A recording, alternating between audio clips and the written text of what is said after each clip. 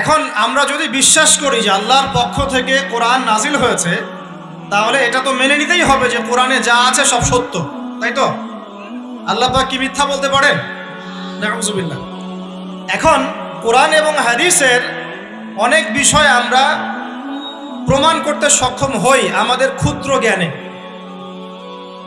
আবার এমন অনেক বিষয় আছে যেগুলো আমরা আমাদের ক্ষুদ্র জ্ঞানে প্রমাণ করতে পারি না।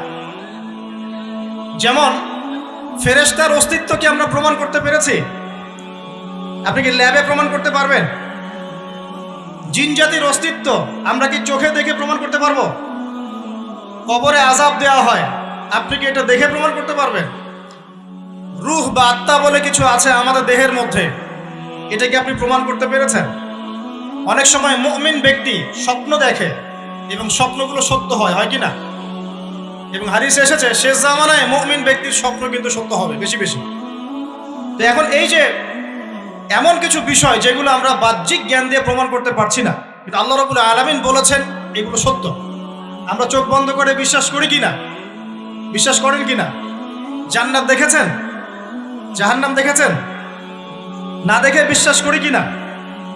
ইমানের কয়টা পিলার বলেন তো দেখে ভাই? কয়টা? ছয়টা। কয়টা? আল্লাহ বিশ্বাস, ফেরেশতাগণে বিশ্বাস, নবী রাসূলগণে বিশ্বাস, আসমানি কিতাব সমূহে বিশ্বাস, পরকালের জীবনে বিশ্বাস, তাকদীর বা ভাগ্যের ভালো মন্দে বিশ্বাস। এই ছয়টার মধ্যে শুধু কোরআন এবং মুহাম্মদ সাল্লাল্লাহু আলাইহি ওয়াসাল্লামকে বাদ দিয়ে আপনি কোনোটাই দেখেন না। দেখেছেন? আল্লাহকে দেখেছেন? ফেরেশতা মণ্ডলী, আগের আসমানি কিতাবগুলো, মুহাম্মদ সাল্লাল্লাহু আলাইহি ওয়াসাল্লামকে সাহাবীরা দেখেছেন, আপনি কি দেখেছেন? আগের নবী রাসূলদেরকে দেখেছেন? পরকালের জীবন দেখেছেন? তাকদীর বা ভাগ্যের ভালো মন্দ দেখেছেন? এই যে না দেখে যে আমরা বিশ্বাস করছি, এটার নাম হচ্ছে গায়েবে বিশ্বাস। কিসে বিশ্বাস? এটাই আল্লাহ পাক বলছেন আলিফ লাম মিম যালিকাল কিতাব লা রাইবা ফিহ। আলিফ লাম মিম এটা এমন একটা কিতাব যেই কিতাব নিয়ে কোনো সন্দেহ সংশয় নাই। হুদাল লিল মুত্তাকিন, এই কিতাব মুত্তাকিদেরকে পথ দেখাবে। কারা মুত্তাকি? আল্লাযীনা ইউমিনুনা বিল গায়বি, যারা এই অদৃশ্যে বিশ্বাস করে। বলেন সুবহানাল্লাহ। আল্লাহ পাকের আদেশ পালন করার নিমিত্তে, তার ইবাদত করার নিমিত্তে আমরা আল্লাহ পাকের এই আদেশগুলোকে না দেখেই বিশ্বাস করি। এখন কিছু মানুষ বলতে পারে তাহলে এগুলোর বৈজ্ঞানিক ব্যাখ্যা কি? উত্তর হচ্ছে এই যে কোরআন এবং হাদিসের সবকিছুকে বৈজ্ঞানিক ব্যাখ্যার মানদণ্ডে উত্তীর্ণ হয়ে আসতে হবে জরুরি না এটা। কারণ বিজ্ঞানের অনুসিদ্ধান্তগুলো সময়ে সময়ে বদলে যায়। আল্লাহ রাব্বুল আলামিনের বিধান কখনো বদলাবে না ইনশাআল্লাহ। কথা কি বুঝতে পারছেন? আর আল্লাহ রাব্বুল আলামিন আমাদেরকে অসীম জ্ঞান দিয়ে সৃষ্টি করেন নাই, ক্ষুদ্র জ্ঞান দিয়ে সৃষ্টি করেছেন। আমরা আমাদের ক্ষুদ্র জ্ঞানে এতটুকু প্রমাণ করতে পারবো না। ভালো করে বোঝেন, আমরা আমাদের ক্ষুদ্র জ্ঞানে এতটুকু প্রমাণ করতে পারবো না যে আগামীকাল আপনার সাথে কি ঘটবে। বলতে পারবেন? কেউ পারবে? তো যে মানুষ তার সাথে আগামীকাল কি ঘটবে সেটাই বলতে পারছে না, সেই মানুষ কি আল্লাহ রাব্বুল আলামিনের এই মহাবিশ্বের অসীম জ্ঞানের অতল তলে ডুব দিতে পারবে? আমি বলছিলাম ইমানের 6 পিলার কি আপনি চোখে দেখেছেন? তারপরে বিশ্বাস করি কিনা ভাই?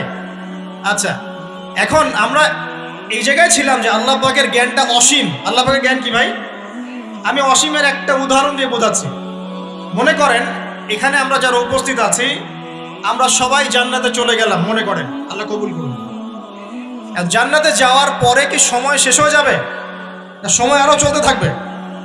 আচ্ছা, জান্নাতে যাওয়ার পরে 1 কোটি, 2 কোটি, 5 কোটি, 10 কোটি, 100 কোটি বছর পর এই জান্নাতীরা কি করবে, কি খাবে, কোথায় ঘুরবে, কোথায় ফিরবে, আল্লাহ রাব্বুল আলামিন এখনই সেটা জানেন। আলহামদুলিল্লাহ, বলেন আল্লাহু আকবার। আল্লাহকে চিনি একটু, আল্লাহ পাক এখনই সেটা জানেন, এই মুহূর্তে জানেন। যদি এখানে কোনো ভাই থাকেন, ফর এক্সাম্পল অমুক ভাইয়ের নাম আব্দুল্লাহ, এই ভাই মনে করেন জান্নাতে যাবেন ইনশাআল্লাহ, কথার কথা বলছি, কথার কথা। এখন তিনি জান্নাতে যাওয়ার 100 কোটি বছর পরে কোন হুরের সাথে কোথায় ঘুরে বেড়াবেন আল্লাহ পাক এখনই তা জানেন। আল্লাহ পাককে চিনতে শিখুন।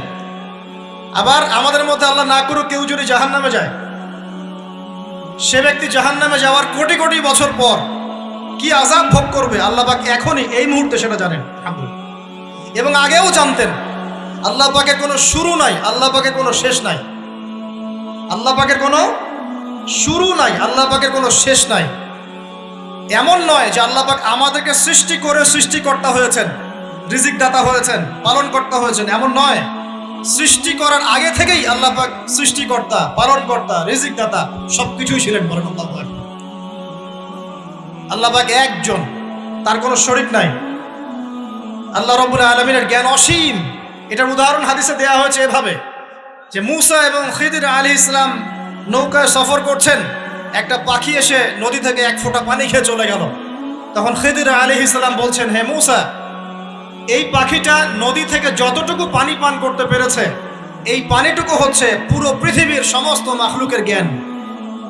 আর এই পুরো নদীতে যত পানি আছে, এই সাগরে যত পানি আছে, এগুলো হলো আল্লাহ রাব্বুল আলামিনের জ্ঞান। আমি কি বুঝাতে পারছি ভাই?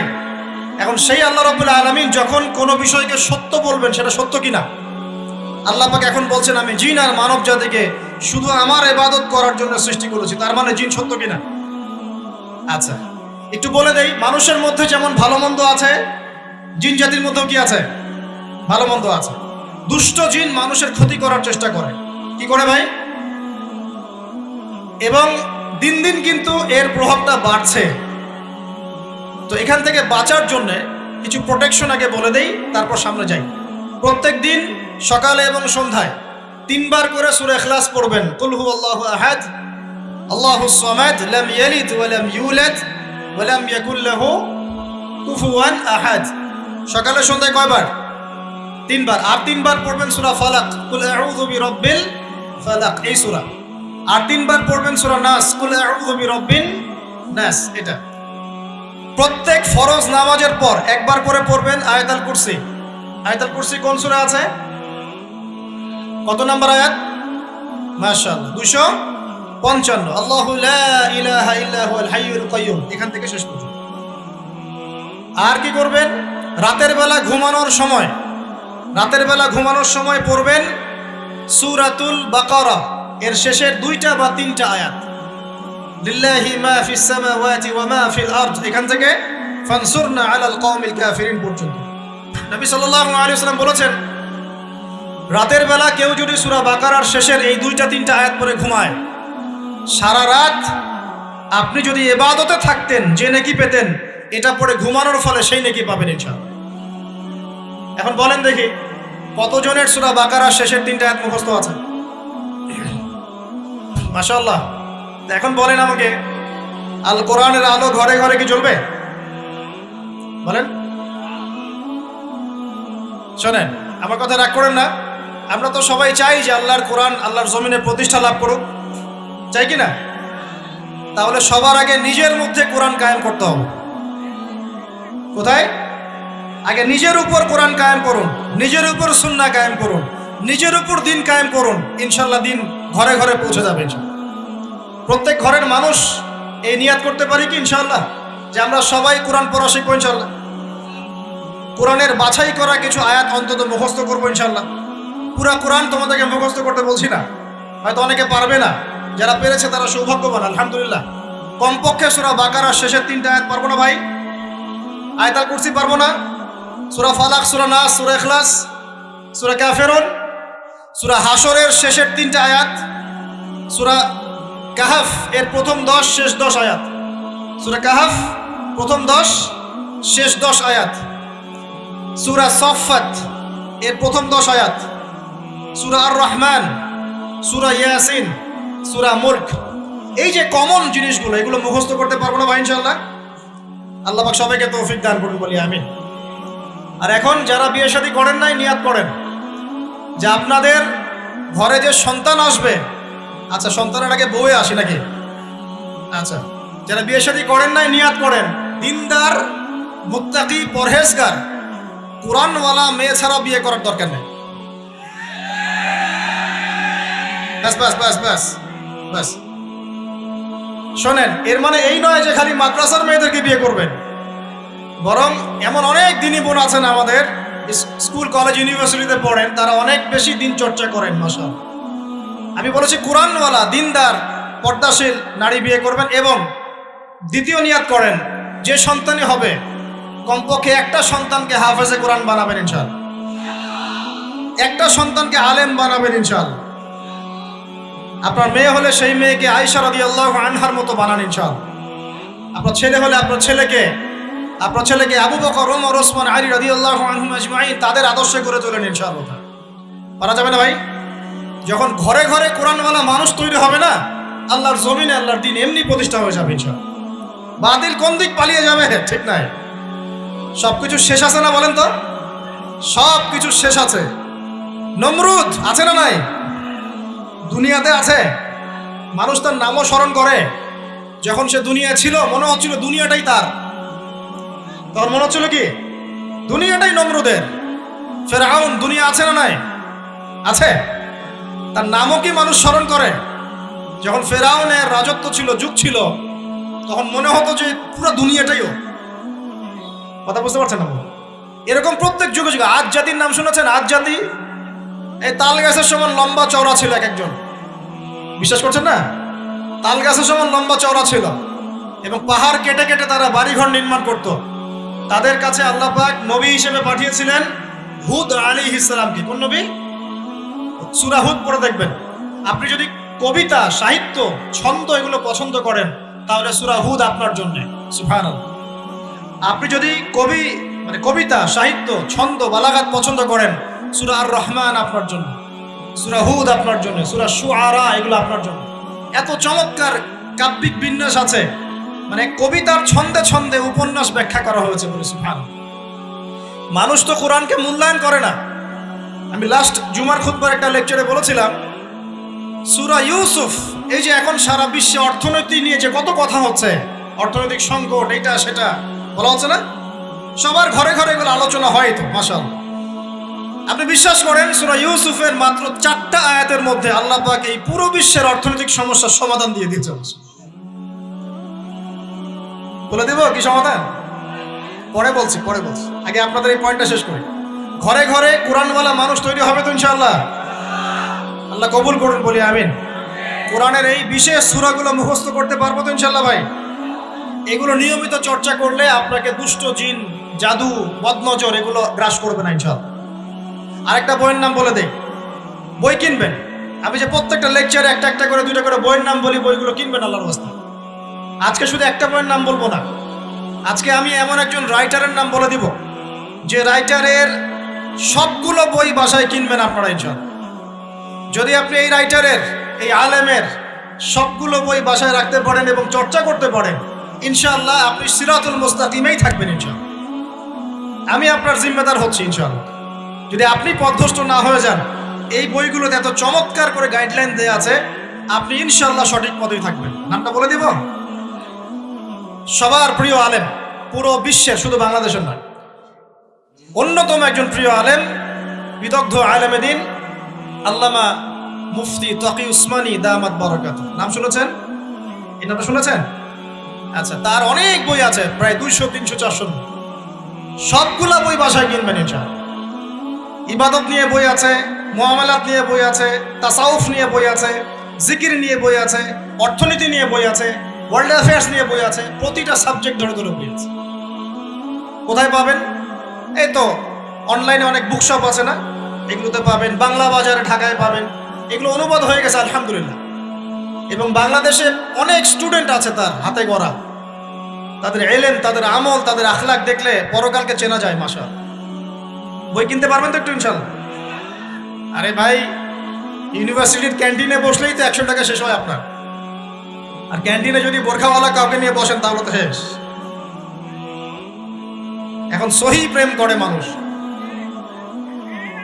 এক ভাই প্রশ্ন করেছে সেদিন, কালকেই, যে সে দিনের পথে ফিরে এসেছে কিন্তু তার গার্লফ্রেন্ডকে ভুলতে পারে না। তো বলছে, ভাই তাকে দাওয়াত দেওয়ার খাতিরে হলেও কি ফোনে কথা বলা যাবে? কি উত্তর দিব বলেন? আপনি পবিত্র হতে যাচ্ছেন কিনা? পবিত্র হতে যাচ্ছেন, পবিত্র পথে আসতে যাচ্ছেন, তাহলে অপবিত্র পথে আবার কেন ফিরে যাবেন? এগুলো কি হালাল না হারাম? আল্লাহ পাক বলেছেন, লা তাকরাবু জিনা, জিনার ধারের কাছেও যেও না, ধারের কাছেও যেও না। দেখেন, এই একই কথা আল্লাহ পাক আদম এবং হাওয়া আলাইহিস সালামকে এইরকম শব্দে বলেছিলেন, ওয়ালা তাকরাবা হাদিহি শাজারা, তোমরা এই গাছের ফল খেও না এমন নয়, তোমরা এই গাছের কাছেও যেও না। আমার কথা কি বুঝতে পারছেন? মানে এই বাঁশ অতিক্রম করে এসো না এমন নয়, এই বাঁশের কাছেও বসবা না। বুঝতে পারছেন কথা? একইভাবে আল্লাহ বলছেন ওয়ালা তাকরাবু জিনা, তোমরা জেনা করো না এমন নয়, জেনার কাছেও। ফিজিক্যাল রিলেশন তো অনেক দূরের কথা, হারাম। আপনি ফোনেও কথা বলবেন না, আল্লাহ পাক তৌফিক দান করুন। আপনি যদি পবিত্র থাকতে পারেন ইনশাআল্লাহ তাআলা আল্লাহ পাক আপনাকে আপনার উপযুক্ত পাত্রী দিবেন ইনশাআল্লাহ। আর যদি আপনি পবিত্র থাকতে না পারেন, এমন হতে পারে হয়তো আপনি পবিত্র কাউকে পান নাই, হতে পারে কি না? আচ্ছা প্রিয় ভাইয়েরা, বইটা কিনবেন, বইটার নাম, দোয়ার বইটার নাম হলো হিসনুল মুসলিম। কি নাম? হিসনুল মুসলিম। যদি কিনতে না পারেন ওই যে প্লে স্টোরে ঢোকেন, প্লে স্টোরে ঢুকে দেখবেন যে একটা অ্যাপস আছে হিসনুল মুসলিম। এখানে যতগুলো দোয়া আছে সবগুলো দোয়া আগামী 1 বছরের মধ্যে মুখস্থ করবেন। রাজি আছেন কিনা? আর এখানে সকাল সন্ধ্যায় পড়ার জন্য কিছু দোয়া আছে, সকাল সন্ধ্যায় পড়ার। এই দোয়াগুলো আল্লাহর ওয়াস্তে মুখস্থ করবেন, পারবেন ইনশাআল্লাহ? আল্লাহ তৌফিক দান করবেন। আমি আর একটা আমল বলে দিব, তারপর সামনে যাব। সেটা হলো 5 ওয়াক্ত নামাজ তো পড়েন মাশাআল্লাহ, নাকি? কারা কারা নামাজ 5 ওয়াক্ত পড়েন হাত তোলেন দেখি। আলহামদুলিল্লাহ, মাশাআল্লাহ, হাত নামান।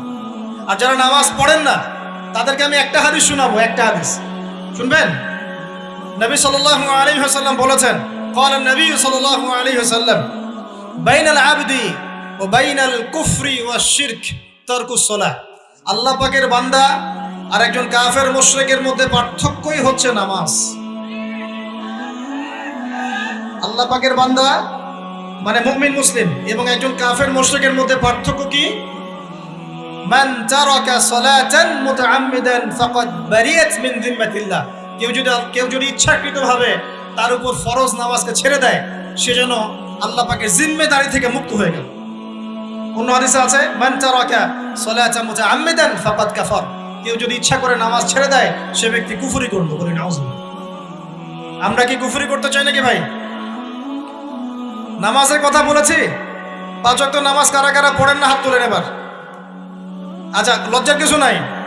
এখন আমার সাথে তওবা করেন, আমার সাথে তওবা করেন। বলেন আস্তাগফিরুল্লাহ আল্লাযী লা ইলাহা ইল্লা হুয়াল হাইয়ুল কাইয়্যুম ওয়া আতুবু ইলাইহি। আল্লাহর কাছে সাক্ষী রেখে বলেন, আল্লাহ আমি জীবনে যত রাকাত নামাজ ছেড়ে দিয়েছি এর জন্য আমাকে মাফ করো না। ইনশাআল্লাহ আগামী জীবনে আমি বিনা ওজরে 1 ওয়াক্ত নামাজও বাদ দিব না ইনশাআল্লাহ। রাজি আছেন ইনশাআল্লাহ? বাস এই একটা নসিহত যদি আজকে আপনারা আমল করতে পারেন, ইনশাআল্লাহ আজকের মাহফিল সফল করা যাবে। আর বই কিনতে বললাম 1 নাম্বার কোন বই বলেন? হিসনুল। আর কোন আলেমের নাম বলেছে? আল্লামা, জুড়ে বলেন। তার অনেকগুলো বই আছে, কেনার চেষ্টা করবেন তো ইনশাআল্লাহ। আল্লাহ পাক তৌফিক এনায়েত করুন, বলি আমিন। তাহলে আমরা সূরা জারিয়াতের 56 নম্বর আয়াতে কি শিখেছি ভাই? আল্লাহ রাব্বুল আলামিন আমাদেরকে সৃষ্টি করেছেন কেন?